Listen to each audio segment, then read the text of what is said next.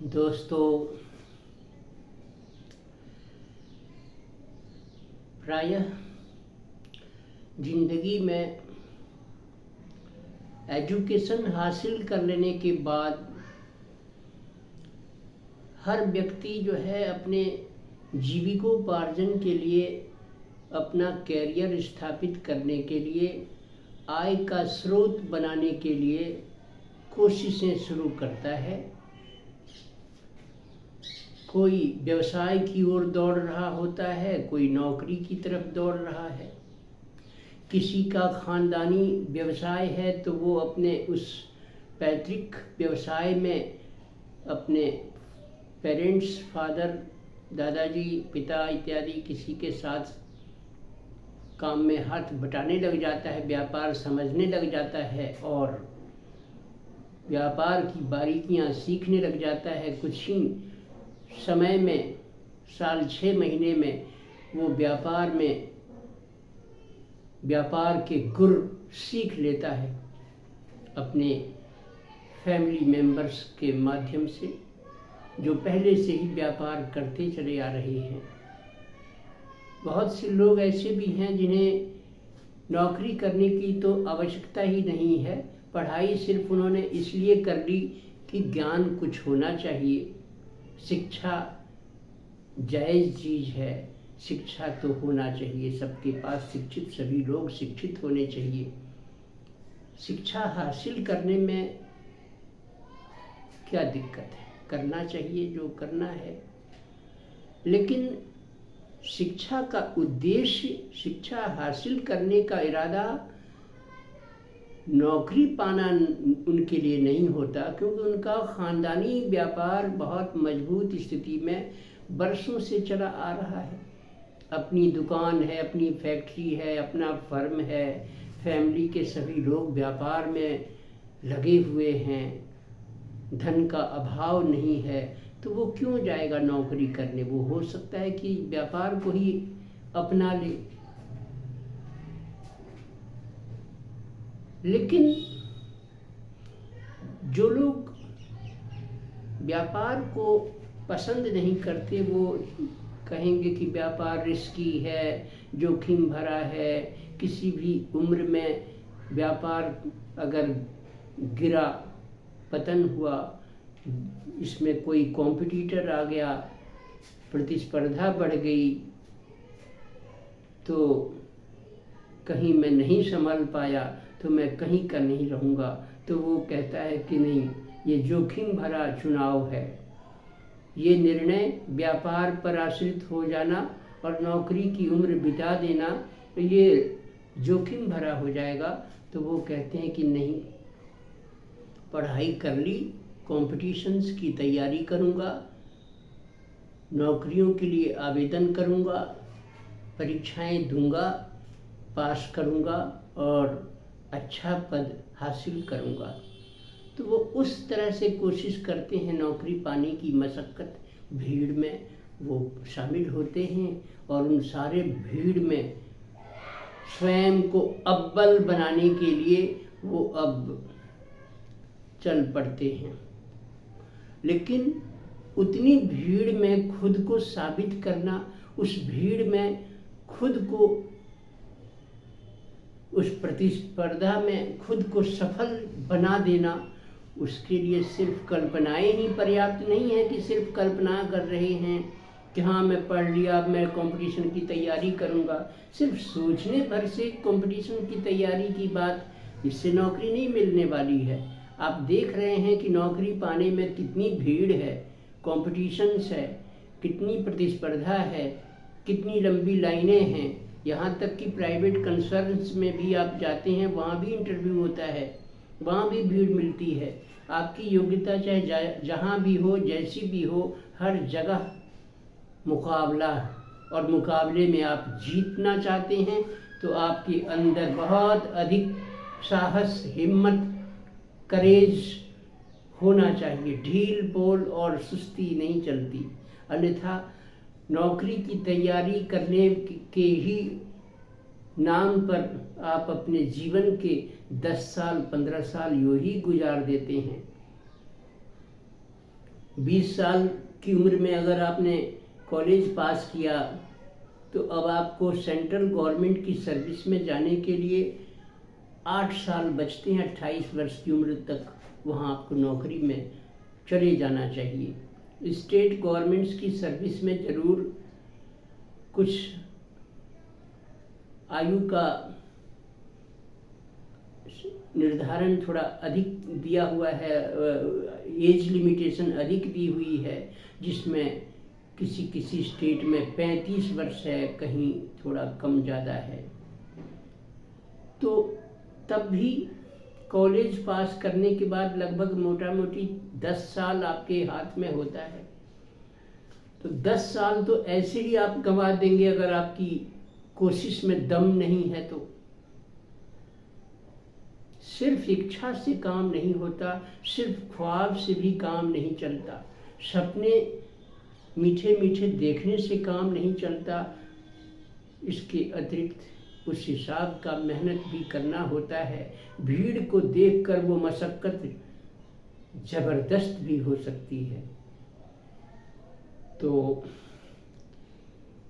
कुछ लोग ऐसे हैं जिनके पास अपनी जन्म पत्री नहीं है, कब जन्म हुआ, किस तारीख को हुआ, कितने बजकर कितने मिनट पर जन्म हुआ, या तो उनके माता पिता भूल गए हैं या माता पिता जीवित नहीं हैं, या वो कहते हैं कि हमारे यहाँ हमारे परिवार के लोग जन्म पत्रियाँ नहीं बनवाया करते थे, ऐसा कुछ वो कहते हैं। यानी उनके पास बर्थ डिटेल नहीं है, जन्म कुंडली नहीं है, जन्म चार्ट नहीं है।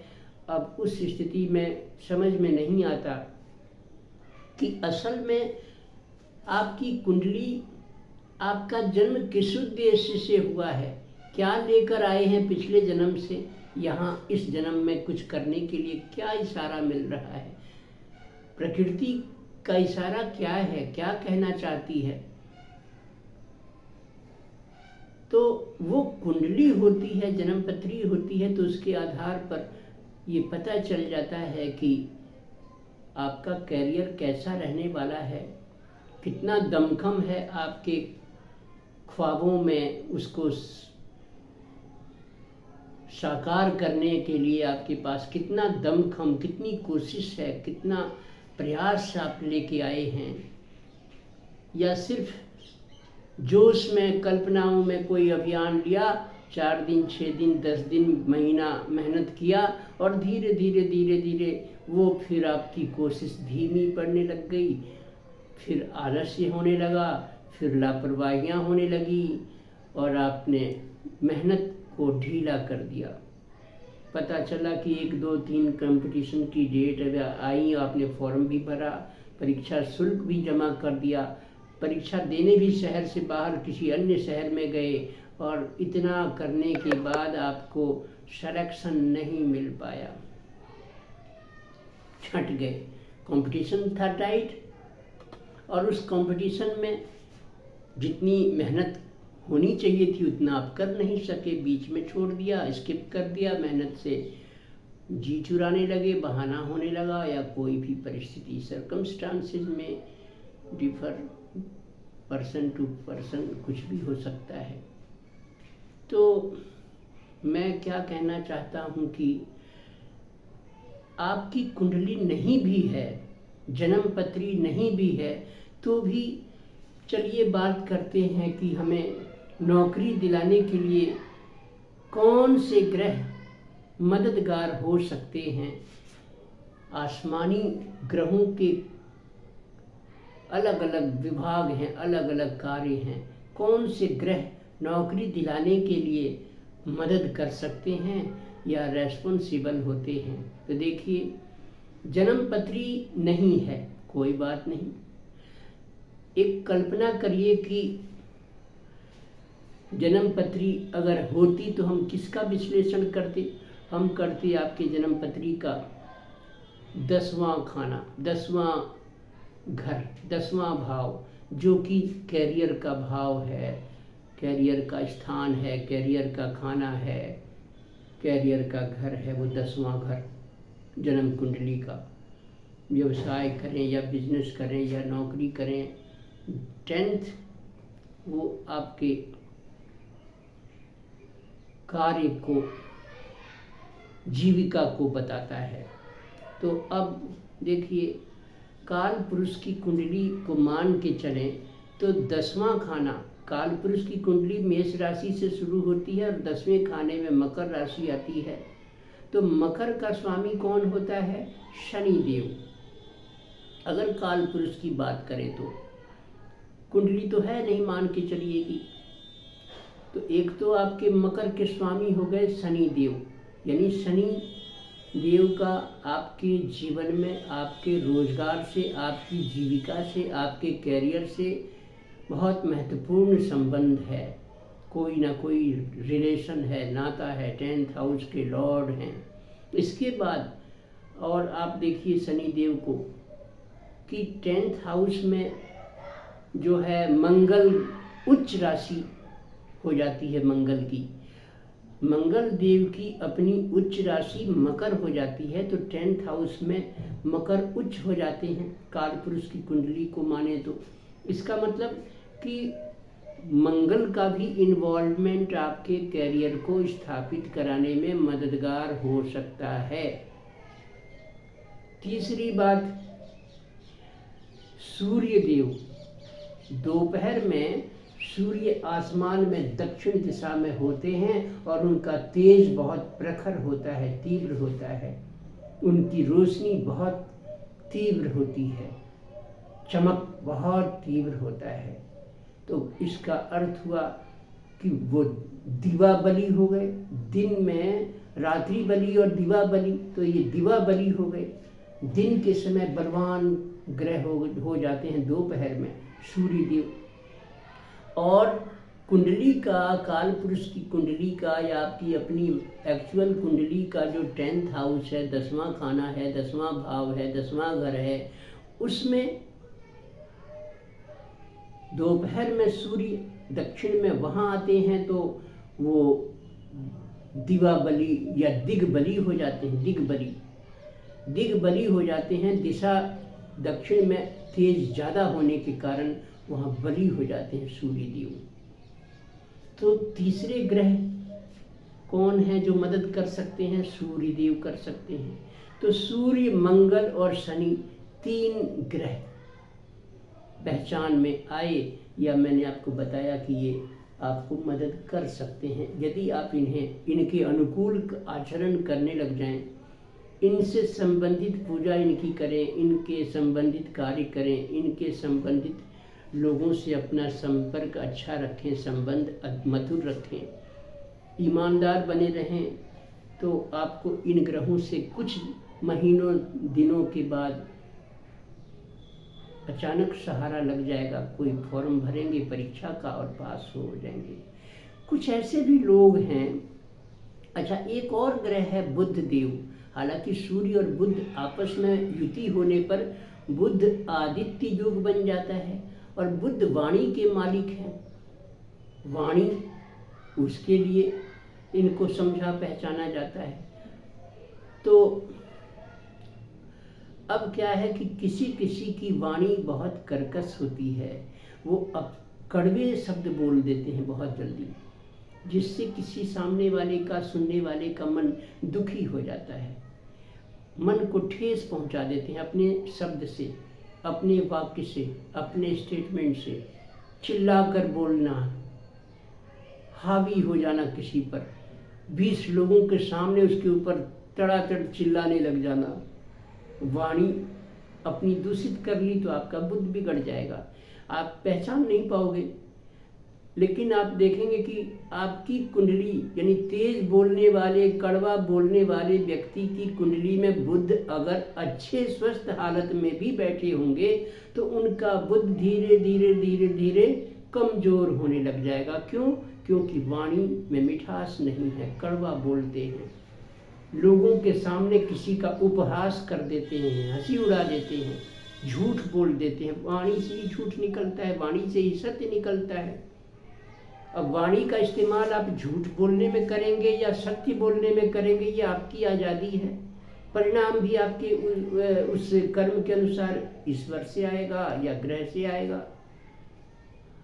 कुंडली देखने वाले ज्योतिषीगण देखते रहेंगे कि अरे बुध तो बहुत अच्छा है, फिर आपको सफलता क्यों नहीं मिली। उन्हें कारण का पता नहीं कि व्यक्ति ने अपने जीवन में लोगों का दिल दुखाया है, कड़वा बोला है, कटु वचन बोले हैं, चिल्लाकर बोला है, लोगों का उपहास किया है, लोगों की खिल्ली उड़ाई है, लोगों का मजाक किया है। इस कारण बुद्ध इनका दिख तो रहा है मैप में, नक्शे में, कुंडली में अच्छा, लेकिन अंदर से खोखला है, शक्ति उसकी खत्म हो गई, कर्म ने दूषित कर दिया। तो अपने एक तो वाणी को, बुद्ध को ठीक रखना है।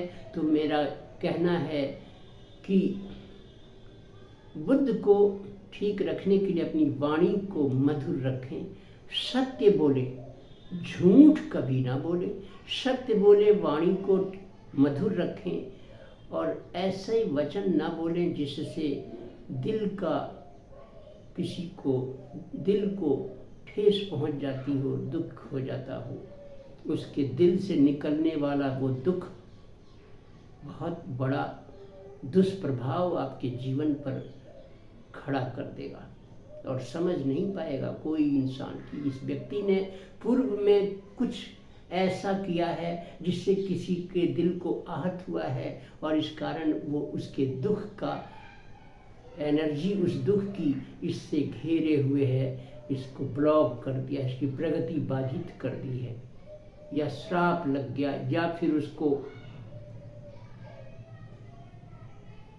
दोष लग गया, बंधन हो गया। अब क्या है कि ज्योतिष के अनुसार बुध बृहस्पति आपस में अच्छे मित्र नहीं है, तो इस कारण बुद्धि, वाणी कड़वी होगी तो बुद्धि खराब हो जाएगी। नहीं, बृहस्पति उसका साथ छोड़ देंगे, अरे ये तो कड़वा बोल रहा है, वाणी खराब हुई, बृहस्पति रास्ता छोड़ देंगे। वैसे भी वो दोनों मित्र नहीं है, बुध और बृहस्पति।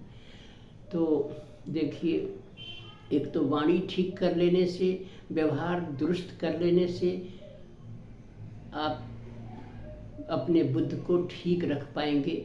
जो वाणी भी, मधुरता भी दुनिया को, पब्लिक को, समाज को आकर्षित करती है, जिनसे आपको धन मिलता है, सोर्स बनता है कमाने का। स्टाफ में रहते हैं, स्टाफ में आपका संबंध अच्छा रहता है। व्यापार में रहते हैं, व्यापार में क्लाइंट से, कस्टमर्स में आपका संबंध अच्छा होता है,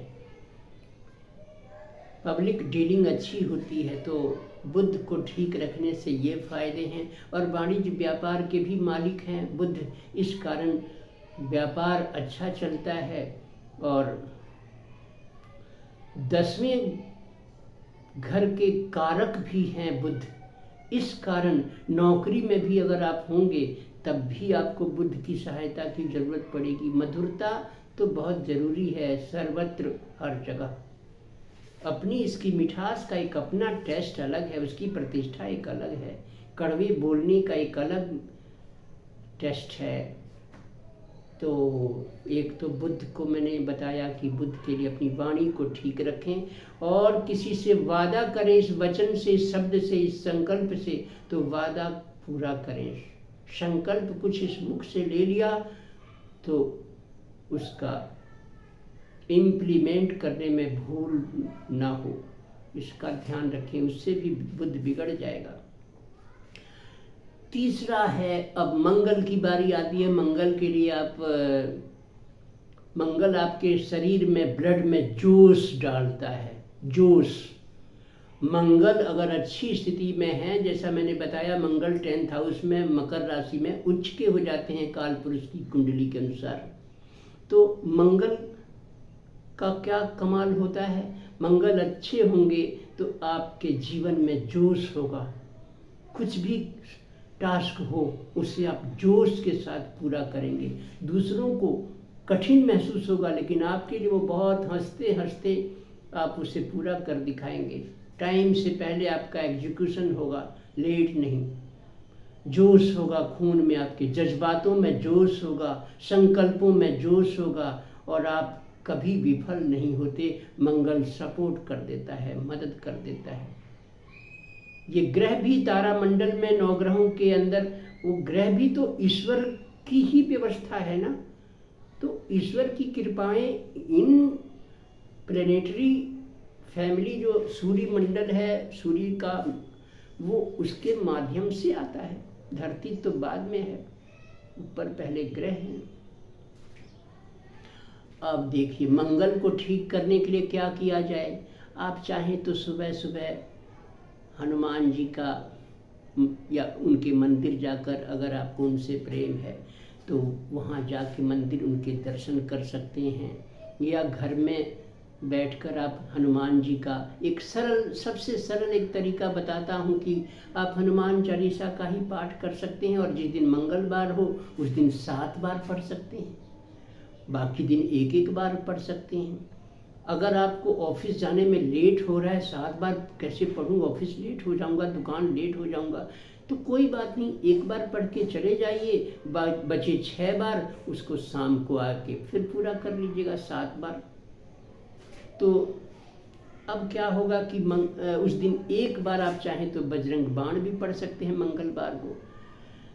तो मंगल दुरुस्त, मंदिर जाएं तो बूंदी, मिठास, कोई मीठा प्रसाद बांट दें, बूंदी जो आती है मीठी, उसको बांट सकते हैं, वितरण कर सकते हैं। मंगल का वितरण, मिठास बांटेंगे, जीवन में मिठास आएगा। बहुत सरल तरीका हो गया। या फिर हनुमान जी का पाठ ही कर लीजिए, 5 मिनट में हो जाता है। उससे आपको मंगल देव की कृपा बढ़ने लग जाएगी धीरे धीरे। लेकिन मंगल हो, बृहस्पति हो, बुध हो, शनि हो, वचन सत्य रखें, ईमानदारी और सत्य बोलें, झूठ नहीं। दूसरों का मजाक न उड़ाएं, ये सब छिद्र हैं। फिर इसमें फिर आप अपने गुणों में छिद्र कर लेंगे तो फायदा नहीं होने वाला। फिर कहेंगे कितने दिन पाठ करते हो गया, कहाँ कोई फायदा होता है। अपनी गलती को देखो पहले कि कहीं ना कहीं कुछ कमी रह गई, जो उस पूजा के आध्यात्म के शर्तों में पूरा नहीं हो पा रहा, जिसके कारण आप फल से वंचित हो रहे हैं। बाल्टी में पानी भर रहे हैं लेकिन छिद्र बहुत कर रखे हैं, दोषों के, अवगुणों के, झूठ बोलने के, गुस्सा करने के, जिसके कारण वो पानी टिक ही नहीं रहा, पूजा का फल टिक नहीं रहा, छेद में बह जाता है बाहर, आप खाली रह जाते हैं। फिर कहते हैं पूजा से फायदा नहीं होता, ये सब बकवास है। तो मैं कहने की बात ये है कि तो ये हो गए बुध और मंगल। और तीसरी बात, सूर्य देव को मैंने कहा दिवा बलि। तो दिवा दिन के समय तेज बढ़ता है, सूर्य भी कारक हैं, 10th हाउस के अंदर वो दिवा बलि हो जाते हैं। वो सरकार भी हैं, सरकार की नौकरियों में और रोजगार देने वाले हैं, ऊर्जा देने वाले हैं, राजा के समान हैं। सूर्य हैं तो ऊर्जा है, सूर्य हैं तो दिवस है, सूर्य है तो कार्य चल रहा है, सर्वत्र क्रियाशीलता बनी है। नहीं तो सब अंधेरा, पूरा विश्व डार्क अंधेरा हो जाएगा सूर्य नहीं है तो। सौर मंडल के प्रधान ग्रह राजा। सूर्य को मनाने का क्या तरीका है? पिता का सम्मान करें, पिता नहीं है तो पिता तुल्य व्यक्ति को प्रणाम करें, सम्मान करें, चाचा हों कोई भी हो उनको सम्मान करें। या फिर भगवान की पूजा करें, उन्हें ही सूर्य मान लें। सूर्य देव को सुबह सुबह 1 लोटा जल अर्पण कर लें, उस जल में थोड़ी तिल डाल लें, थोड़ा गुड़ डाल लें, थोड़ा सा। लेकिन तांबे की लुटिया अगर है तो तांबे में गुड़ ना घोलें, फिर कोई और धातु का बना हुआ पात्र हो सकता है। जल, अब उसे धातु पर ध्यान हटा लीजिए, अब तो जल और सूर्य देव 2 पर ध्यान रखिए कि मैं जल अर्पण कर रहा हूँ सूर्य देव को। अब वो स्टील है कि पीतल का लोटा है, वो अब उससे ध्यान हटा लीजिए, उसमें ज़्यादा मत सोचिए। लेकिन तांबे के बर्तन में आप ये गुड़ घोल कर अर्पण करेंगे तो वो जल तामस हो जाएगा, तामसी जल हो जाएगा। तो सूर्य भगवान की पूजा करिए, सूर्य नमस्कार करिए। हो सके तो रविवार के दिन आदित्य हृदय स्तोत्र का पाठ करें, संस्कृत वर्जन में आदित्य हृदय स्तोत्र। इसका बहुत चमत्कारी पाठ 3 बार अगर आप रविवार को पढ़ लेते हैं तो बहुत ही अच्छा। नौकरी नहीं मिली तो नौकरी मिलने के लिए आपके रास्ते खुल जाएंगे, और नौकरी मिली हुई है चाहे वो सरकारी हो प्राइवेट हो कोई मतलब नहीं। जॉब में अगर आप हैं तो जॉब बरकरार रहेगा, जीवन में रोजी रोटी का अभाव नहीं होगा, जीवन में रोजी रोटी कभी आपकी ख़त्म नहीं होगी, चलती रहेगी। सूर्य का सिर्फ नमस्कार कर देने से, बड़ों को प्रणाम कर देने से, बड़ों का आशीर्वाद ले लेने से, सूर्य को देव को प्रणाम कर लेने से और आदित्य हृदय का स्तोत्र का पाठ कर लेने से, अगर उसको आपको लगता है कि संस्कृत है, कठिन है, उच्चारण क्लिष्ट है, नहीं कर पाऊंगा, कोई बात नहीं, तब सूर्य भगवान का मंत्र, बहुत सारे मंत्र हैं, कोई एक मंत्र लेकर थोड़ी देर सूर्य भगवान के सामने खड़े होकर उच्चारण करिए, जैसे ओम सूर्याय नमः, या फिर दूसरा मंत्र है ओम आदित्याय नमः, या फिर और दूसरा मंत्र है ओम भास्कराय नमः, या फिर बीज मंत्र युक्त एक मंत्र है ओम ह्रीं घृणिः सूर्य आदित्य श्रीं। इसको आप 108 बार एक माला जाप कर सकते हैं। कुछ समय लगेगा, धीरे धीरे धीरे धीरे आपके सूर्य भी, चाहे जन्म पत्री में नीच राशि में हो, तुला में, या किसी पाप के प्रभाव में हो, शनि से दृष्ट हो, कुछ भी स्थिति हो, लेकिन आपको जरूर कुछ सहारा मिलने लग जाएगा सूर्य को ठीक करने का। ये आसान तरीका। अब एक बारी आती है कर्म के देवता शनि देव। सूर्य आपके कर्मों को दिन भर देखते रहते हैं और शनि देव आपके कर्मों को लिखते रहते हैं कि आप क्या कर रहे हैं, किस तारीख को कितने बजकर कितने मिनट पर कब क्या कर रहे हैं। शनि देव लिखते रहते हैं, उनका एंट्री वहाँ होती रहती है। भविष्य में कभी उसका खाता खुलेगा, हिसाब बराबर होगा। और सूर्य देव साक्षात आपको देख रहे हैं, उनकी किरणें आपको छू रही हैं और आपका अवलोकन चल रहा है सीसी कैमरे की तरह। तो इस कारण शनि देव आपके रोजगार में, अगर आपके कर्म अच्छे हैं, झूठ नहीं बोलते, धोखा नहीं देते, मजदूरों का धन नहीं कम कराते, उनकी मजदूरी कम नहीं कराते, उन्हें डांट कर चिल्ला कर नहीं बोलते, तो आपसे शनि देव प्रसन्न हो जाते हैं। शनि आपसे क्या चाहते हैं?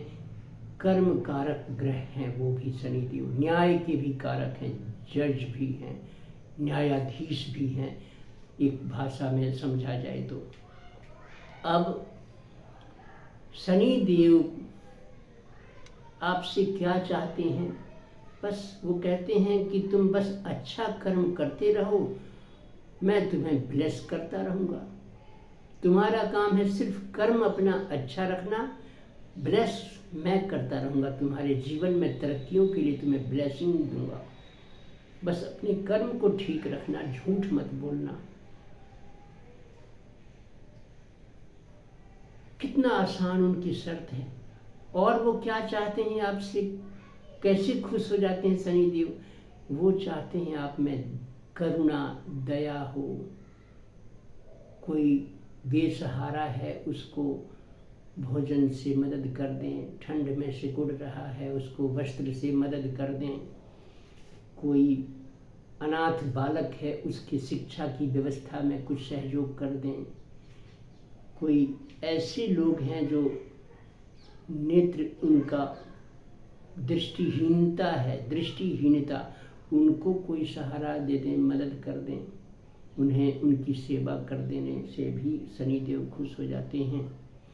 और शनिवार के दिन से प्रारंभ करके आप चाहें तो मन करे तो आप शनि चालीसा का पाठ कर सकते हैं या शनि देव का मंत्र का जाप कर सकते हैं। ओम शनैश्चराय नमः, बहुत छोटा मंत्र बता रहा हूँ, आसान। बीज मंत्र लगने पर ओम शं शनैश्चराय नमः, और सिंपल बिना बीज मंत्र का ओम शनैश्चराय नमः। बस इससे ही कुछ ही दिनों में शनिदेव आपसे प्रसन्न हो जाएंगे। और जो लोग शनिदेव और उनके लोगों को, शनि के लोग कौन हैं? मजदूर, मोची, ठेले पर ठेला चलाने वाले, पसीना बहाकर काम करने वाले मजदूर, पल्लेदारी करते हैं जो मजदूर पीठ पर भारी वजन लेकर चलते हैं, ट्रक को लोड अनलोड करते हैं ट्रांसपोर्ट कंपनियों में, वो बेचारे पसीना बहाने वाले मजदूर, ईंट को ढोकर तीसरी मंजिल पर पहुंचाने वाले मजदूर, इन पर कभी दया करुणा कीजिए। इनके पैसे कम करा लिए कभी। उसने मांगा 30 रुपया किराया रिक्शे वाले ने यहाँ से वहाँ जाने के, और आपने उसको डांट के कहा चल वे 30 रुपये 20 रुपये दूंगा, चलता है कि नहीं? या चल के चले गए अपने डेस्टिनेशन पर, आपको उसने पहुंचा भी दिया और वहाँ बेचारा मांग रहे 30 रुपया, आप उसको डांट के चिल्ला के बैठा देते हैं, पकड़ 15 रुपया पकड़ा दिया, 20 पकड़ा दिया, वो बेचारा मुंह बना लिया, उसके पसीने से लथपथ हो गया, आपको थोड़ी चढ़ाई पर से भी ले जाना पड़ा था, बहुत सारी समस्याओं को जूझकर बच्चे पालने के लिए बेचारे ने आपको ढोया, आपका भार वहन किया, और आप उसको 5 रुपया कम करा के क्या बन जाएंगे? कितने धनी बन जाएंगे? शनिदेव नाराज हो जाएंगे। फिर आप कहोगे कि 7.5 रैया में बहुत परेशान हूँ साहब, क्या बात है, और मेरा कोई समस्या का हल नहीं हो रहा। हल कहाँ से होगा? बहुत बड़े बड़े छेद कर रखे हैं कर्मों से, आपने कील घुसा रखी है, कहाँ पानी टिकेगा धर्म का, पुण्य का, सब बह जाएगा। तो जरूरी नहीं है कि आप पूजा करते हैं और 11 रुपये का और 21 रुपये का प्रसाद चढ़ा देंगे तो आपका कोई बड़ा अपराध माफ़ हो जाएगा। ऐसे मत समझिए हल्के में। भगवान है, वो ईश्वर है, सब समझते हैं। आपके ब्रेन को उन्हीं ने तो बनाया है, आप उन्हें क्या पढ़ाओगे? कुछ नहीं, वो तो सब समझ रहे हैं खेल क्या हो रहा है। इस कारण अब ये मैंने आपको जितने भी उपाय बताए, क्या किसी में खर्च बताया? नहीं। सेवा, झूठ न बोलो, मजदूरों के पैसे कम मत कराओ, ये पूजा कर लो, शनि चालीसा पढ़ लो, जाप कर लो, आदित्य हृदय स्तोत्र पढ़ के सूर्यदेव को प्रसन्न कर लो, लोटा से जल चढ़ा दो, हनुमान चालीसा पढ़ लो, इनमें किसी में खर्च नहीं है। एक खर्च जरूर आएगा जब आप प्रसाद चढ़ाने जाओगे, बूंदी का प्रसाद चढ़ा के बांटोगे, वो थोड़ा खर्च आएगा। अब जीवन को संभाल देने से संबंधित ऐसी अनोखी महत्वपूर्ण बातें, पहले के ज़माने में तो नानी दादी हमें कहानियाँ सुनाती थी जिसमें ज्ञान कुछ उसका शिक्षाप्रद बातें होती थी, निचोड़ उसका कोई शिक्षाप्रद होता था। अब वो दादी नानियों का वो ज़माना नहीं रहा, ना किसी को फुर्सत है। अब टीवी चैनलों पर भी जो टीवी में प्रसारण आ रहा है वो बस देवरानी जेठानियों का वो जो है चतुराई वो दिखाया जाता है, जिससे परिवार कई बिखर रहे हैं। उन्हें देख देख कर ट्रिकी वे में, ट्रिक से चाल चल के, और लोग एक दूसरे को हराने में जुटे हुए हैं। ये कोई तो और लाइफ खराब करने वाली बातें हैं। सीरियल तो ऐसे कभी नहीं देखने चाहिए। चैनल वाले मुझसे नाराज हो जाएंगे, इसलिए मैं आप लोगों से कहता हूँ कि सीरियल देखो तो अच्छी बातों का देखो, कोई ज्ञान वाली बात देखो, कोई कथा चल रही है कोई उसको सुन लो। ये सब देवरानी जेठानी और इनका चाल चलन और चाल सिखाने वाले और चतुराई वाले, ये सब सीरियलों से बचिए, नहीं तो लाइफ आपकी खराब हो जाएगी, आदत आपकी खराब हो जाएगी, उसमें रस आने लग जाएगा। पर निंदा, दूसरों की निंदा करने में कुछ सच्चाई और थी, बना के उसको कर दिया कुछ और, उससे उसको जाके कह दिया, उसमें गुस्सा बढ़ गया। ये सब लगाने भिड़ाने वाली बातों से आपका भविष्य भी खराब हो जाएगा, कोई समाधान फिर नहीं होगा। खैर, वीडियो बहुत लंबी हो रही है, 35 मिनट की लगभग हो रही है। अब वीडियो को रोकता हूँ। मेरा चैनल पसंद आया तो लाइक कर दीजिएगा, सब्सक्राइब कर दीजिएगा। अब दादी नानी तो रही नहीं जो ये सब बताएगी, और ना उनके पास टाइम है। वो टीवी चैनल वाले उनको रस दे रहे हैं। उसमें आजकल मम्मियाँ भी काम, रसोई मम्मी लोग भी नहीं देख पा रही हैं। बच्चों क्या कर रहे हो, टीवी देख रहे हो या मोबाइल में लगे हो गेम खेलने में, मम्मी लोग भी ध्यान नहीं दे पा रही हैं। तो इस तरह से मेरा वीडियो अगर आपको अच्छा लग रहा है तो सब्सक्राइब कर दीजिएगा, लाइक कर दीजिएगा, अपने संबंधियों को शेयर कर दीजिएगा। धन्यवाद। आज की बात यहीं पूरी करते हैं।